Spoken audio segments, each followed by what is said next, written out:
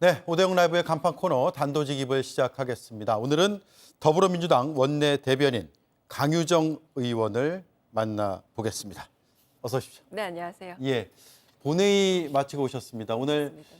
네. 국민의힘에서 한 4표 정도 이탈한 것으로 보이는데 예상 범주 안에 있었나요?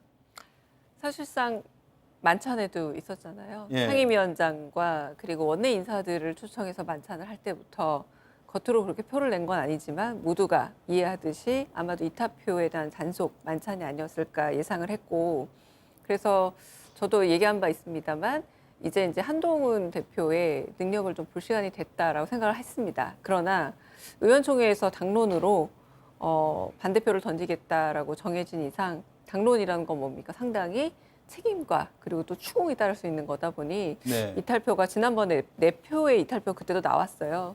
하지만 실수다라는 말들이 있었거든요. 21대 국회 때 말씀하신 거죠? 아닙니다. 지난번 최상병 특검법이 네. 재의결됐을 때 4표의 이탈표가 있었고 그때는 표기를 잘못했다 뭐 이런 얘기가 나왔었죠. 실수다 이런 말들이 있었습니다만 이번에 또다시 4표가 김건희 특검법 그리고 최혜병 특검법에도 공이 나온 걸 보니 이거는 실수가 아니라 일단 4표는 이탈표가 있구나. 그렇다면 좀 한동훈 대표에게 또 한 번 더 얘기를 할 수밖에 없습니다.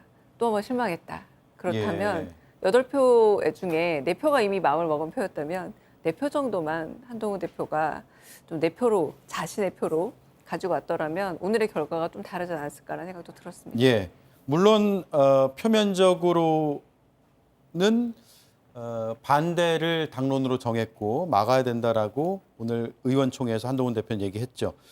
그러면 앞으로 어떻게 할 계획입니까? 민주당은 지금 11월에 국정감사 끝나면 또 다른 특검 법안을 내놓겠다 이렇게 얘기했잖아요. 국정감사가 지금 의도하거나 혹은 계획한 것이 아니었음에도 불구하고 결국은 김건희 여사 국정감사가 될 수밖에 없는 상황입니다. 예. 각 상임위별로 살펴보는 현안들 그리고 현재 정부의 어떤 문제점들, 개선해야 될 방향들 혹은 국정의 흐름에 있어서의 지금쯤은 토파봐야 하고 그리고 한편으로는 교정해야 된다 생각하는 이 모든 부분들에 김건희 여사가 각 상임위별로 걸리지 않는 데가 없는 셈인 거죠. 예. 가령 조금 전에 제가 뉴스 보도를 봤습니다만 KTV 문제만 하더라도 문체위 소관입니다. 근데 지금까지는 주로 법사위 혹은 행안위 내지는 고속도로와 관련된 뭐 국토위 문제로만 생각했던 것들이 전방위적으로 펼쳐질 수밖에 없다. 가령 정무위에서 권익위 문제 들여다봐야 하고요. 결국 이 가을 국정감사가 김건희 여사와 관련된 국정감사로 갈 수밖에 없는 흐름이라면 네. 지금 오늘 거부권과 그리고 재의결을 넘어서지 못했지만 11월에 다시 안건이 상정이 됐을 때에는 이 흐름이 결국 재의결로 갈 수밖에 없겠죠. 또 한 번 거부권을 행사한다면 네. 지금과는 매우 다른 형국이 되어 있지 않을까 싶습니다. 그러면 11월에 이제 추진되는 새로운 특검은 국정감사에 나왔던 여러 의혹들을 더 추가해서 그러면 혐의점이 더 늘어나고 기간이나 대상 이런 것들이 더 늘어나는 그런 특검이 된다고 보면 됩니까? 자연스러운 흐름이었어요. 뭐냐면 김건희 여사 특검법 같은 경우는 일테면 도이치모터스 주가 조작 의혹 그리고 고속도로와 관련된 양평 이 의혹에서 시작했지만 계속 하나씩 불어나는 형국이었죠. 명품백 사안을 네. 넣어야 되느냐 말아야 되느냐 명품백 사건 넣어야 하겠다라고 됐고요. 지금은 또 다른 의혹들이 나오지 않았습니까? 선거 개입, 공천 개입 거기다가 혹여나 인사 개입까지 문제가 의혹이 불거지고 있는 상황에서 그렇다면 하나 둘씩 더 추가되는 이 의혹들을 오히려 가져가야죠.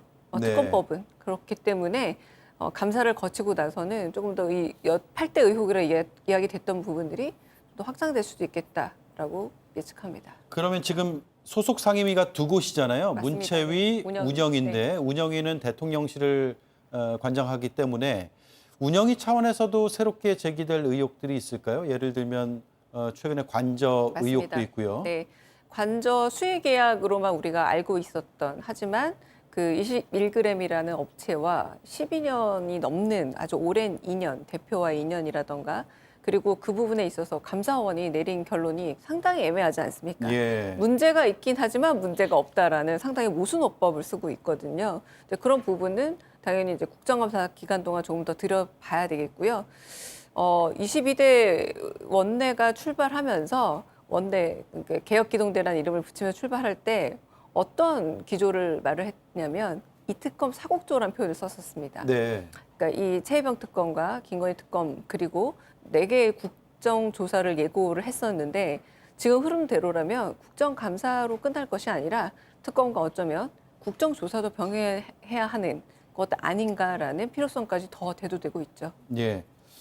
이런 건 어떻습니까? 그러니까 지금 종합특검이라고 해서 여러 가지 의혹들이 다 들어가 있는데 시급하거나 아니면 혐의점이 비교적 뚜렷한 것들을 좀 뽑아내고 그걸 우선적으로 특검을 추진하는 것은 전혀 고려 대상이 아니세요?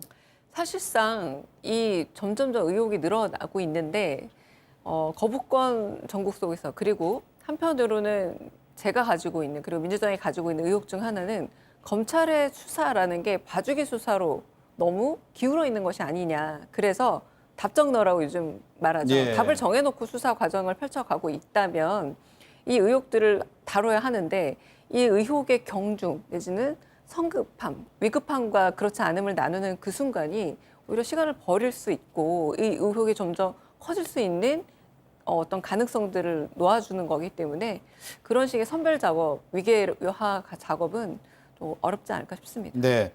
오늘 김건희 심판본부를 구성하겠다고 당 지도부에서 발표를 했는데 이게 어떤 일을 하는 곳이죠?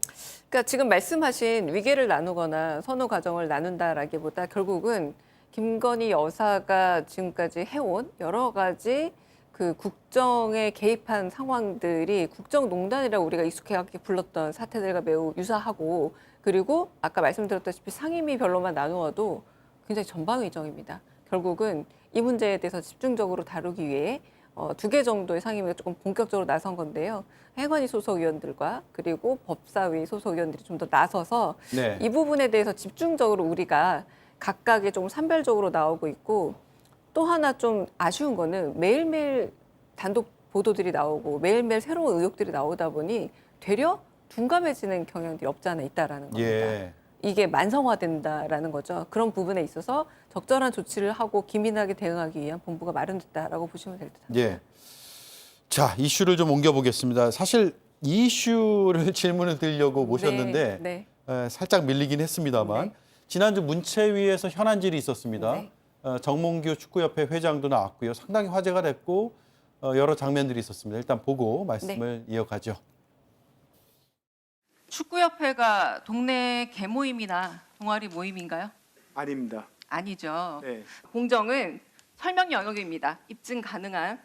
자, 그렇다면 최종 후보자 3인의 평가에 대해서 정성지표, 정량지표로 구분된 점수표 회의로 채점 결과 있습니까? 뭐 그건 잘 모르겠고요. 아니, 그리고 최종 선택을 하셨는데 이걸 왜 모르시면 본 적 없으세요? 자, 정량지표, 정성지표로 나눠진 점수표 회의로 채점 결과 보신 적 없습니까? 그 뭐 의원님께서 혹시 머니볼이라는 영화를 아니요, 여기 설명하지 마십시오. 예. 감독을 마음에 드는 사람 데려다 놓는 문제가 아니라 감독 인사 문제입니다. 네. 궁금한 내용을 아주 속 시원하게 긁어줬다 이런 평가도 있더라고요. 그런데 중요한 게 이제 정성지표, 정량지표로 구분된 점수표 회의록 채점 결과 있습니까? 이렇게 물었는데 답변이 바로 안 나왔단 말이에요. 그 뒤에 혹시 받으셨어요? 안타깝게도 사실은 그 전부터 요구했었고요. 예. 그 이후에도 요구하고 있지만 제대로 된 그런 자료를 주지 않고 있습니다. 자료가 있긴 있을까요? 저는 심지어 이렇게도 생각했어요. 없었을지라도 이렇게 요구하고 사회적인 무리를 일으켰기 때문에 공정에 대해서 입증하기 위해서 사후적으로도 만들어 제출하지 않을까. 이게 사회적 논란에 대해서 일종의 대응 체제 그리고 태도라고 봤거든요. 네. 하지만 그조차도 없었고 제가 이 현안 질의 과정에서 보여준 PPT 한 장 정도 면담에 관련된 그 최종 기록이라고 보내줬는데 그 PPT도 굉장히 참담한 수준이었습니다. 인상 비평 위주였고요. 인사 가끔 들어가시잖아요. 면접을 본다거나 얼마나 사람이 사람을 평가하는 데 있어서 객관적이었음을 증명하기 위해 굉장히 사회 곳곳에서 노력을 하고 있고 이 부분은 이제 상식 수준으로 자리 잡은 영역이기도 합니다. 네. 인사에서의 공정성은. 그런데 그 부분에 대해서 자료 제출에 대한 요구도 응하지 않고 한편으로는 11차 전력강화위원회 그 회의록도 굉장히 문제가 되고 있잖아요. 그 역시도 제대로 된 회의록을 제출하지 않고 있는 상태입니다. 네. 자료 제출 요구는 계속 하고 계신 거죠, 지금도? 맞습니다. 네. 예. 그러면 자료가 없다고 봐도 될 정도의 지금 상황인 것 같은데 말씀하신 대로 사후에라도 자료를 만들어서 제출을 하거나 물론 이제 뭐 조작하거나 위조하거나 이런 상황은 뭐 발생하면 안 되겠지만 왜 당시에 자료가 없었는지를 소명하는 자료라도 만들어서 네, 맞습니다. 예, 네. 국민의 대표자들인 국회에 제출해야 되는데 그게 전혀 이루어지지 않고 있다고 보시는 거죠? 전혀 이루어지지 않고 몇 번 얘기를 해서 제가 이제 언론에서 A4 5장으로 된 각각 개인의 그러니까 15장이 되는 면담 기록 보고서가 있다고 얘기를 하길래 요구를 했는데 네. 주지 않았다라고 언론에서 몇 번 얘기를 했더니 보내준 게 그 PPT 한 장짜리였던 예. 거죠. 그러니까 문체부에도 제출한 자료가 없답니까? 제가 이번에 문체부에서 감사 결과를 들어보니까 감사라는 게 사실은 좀 자료 혹은 여러 가지 서류들을 확인할 수 있는 권한의 부여 아닙니까? 그럼에도 불구하고 제가 조금 아쉬웠던 거는 현안질에서 나왔던 내용 이상으로 밝혀진 바는 없더라고요. 예. 이를테면 채용 과정에 있어서 공정함에 문제가 있었다. 절차적 상으로 하자가 있었다라고 밝혀냈는데 이 부분은 사실 현안질에서 이미 전 국민들이 보는 앞에서 대답을 하지 못하는 과정에서 충분히 보여줬던 바라 조금 아쉬운 바가 있었습니다. 네. 지금 정몽규 회장이 국정감사에서도 증인으로 채택이 돼서 나올 예정이죠? 맞습니다. 네. 예. 정몽규 회장은 앞으로 거취를 어떻게 해야 된다고 생각하세요? 지금 대한축구협회에 대해서 축구 팬들 그리고 국민들이 바라고 있는 가장 큰 문제의 시발점을 좀 돌이켜볼 필요가 있어요. 클린스만 감독 선임 과정에서 문제가 있었다라고 굉장히 많은 축구 팬들과 국민들이 항의를 했고 그렇다면 다음 감독만큼이라도 이걸 좀 약간 선례 삼아서 이번에 좀 공정하고 그리고 국민들이 납득할 수 있는 과정을 통해서 감독을 선임해달라. 그런데 계속 어떤 식이냐면 정몽규 회장은 결과가 있으니까 과정은 그냥 넘어가 달라라는 요구를 끊임없이 반복하고 있는 거죠. 예. 그렇다면 축구협회가 지금 보여주고 있는 정근대적인 규정 그런 미비 내지는 절차에 대한 무시가 정몽규 회장이 사연임을 노리면서 그러니까 사면임을 이미 하고 있으면서 생긴 속된 말로 관행이구나. 네. 이 관행을 고치는 데 있어서 가장 먼저 이루어져야 될 것 중 하나가 이 관행의 뿌리라고도 할 수 있을 계속된 연임 한 사람이 결국 축구협회를 사유화하고 그로 인해서 생기는 문제점들을 고칠 수 있는 방법이 어쩌면 사연임을 하지 않는 것. 저는 좀 정몽규 회장이 지금까지 한국 축구에 굉장히 큰 기여를 했다고 생각을 하고 있거든요. 그러나 이 논란에 대한 수습의 자세 내지는 국회 나와서 질의에 대하는 어떤 태도 그리고 이 문제의 심각성에 대한 인지와 인식 자체가 상당히 사연임을 하기는 부족하다라는 예. 생각이 들고 결국 사연임을 하지 않겠다고 스스로 좀 선언해야 될 때가 먼저 와야 되지 않을까 싶습니다. 네. 국정감사에서도 그 부분을 아마 따져 물으시겠죠. 맞습니다. 네, 예. 네. 홍명도 감독은 어떻습니까? 홍명도 감독도 사퇴 여론이 꽤 있고요. 하지만 지금 대표팀을 맡고 있기 때문에 갑작스럽게 또 하면 안 되지 않느냐라는 아주 일각의 또 반론이 있고 의원님 생각은 어떠세요?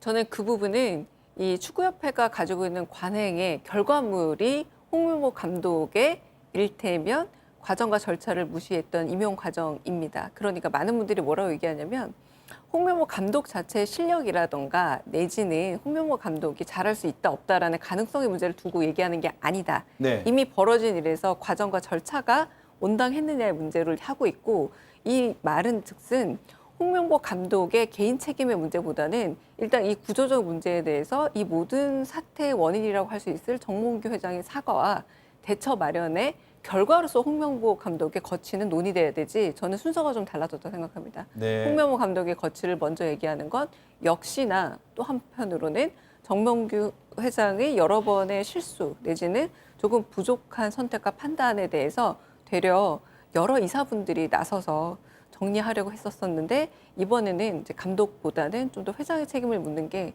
좀 더 이 공정과 절차에 관한 올바른 대답을 듣는 수순이 아닐까 싶습니다. 네. 정몽규 회장의 책임 따지겠다. 그리고 연임 가능성을 좀 차단하겠다. 이런 의미로 알아들으면 되겠네요. 심지어 그 현안 질의 과정에서 사회적 물의를 일으켰다고 본인이 또 예. 수긍을 하셨어요.